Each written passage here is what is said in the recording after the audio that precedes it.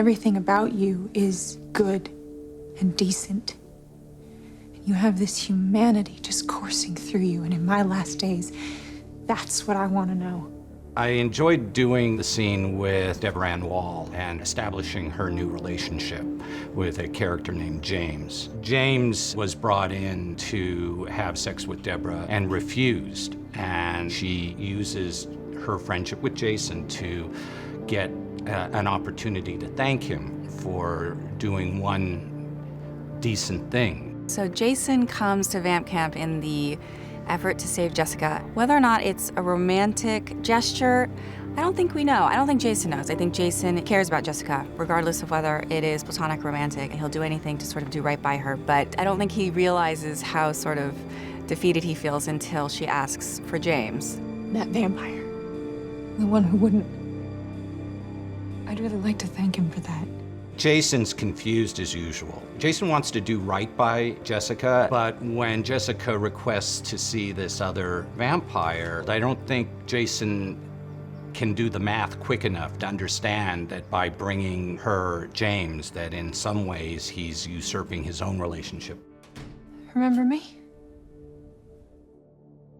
I don't know what you are.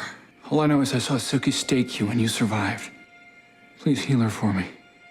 The most intriguing element of this episode is the revelation that Eric's sister has contracted the Hep V virus, and we witness her death during this episode. For Eric, this is life-altering.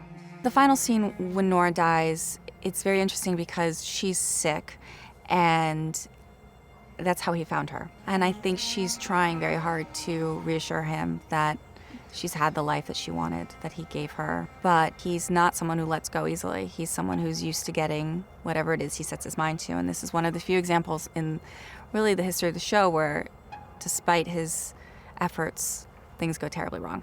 When Nora dies, it took a tremendous amount of concentration on Eric's part, because there are times when he is playing the scene with nobody there, and there are times when he's interacting with a makeup device that had an active bladder in it. On cue, as Alex is acting in the scene, the bladder deflates and you feel her actually dissipate and decay in his arms. It was the best joining of visual and physical effects that I've done on the show, and I've done a lot.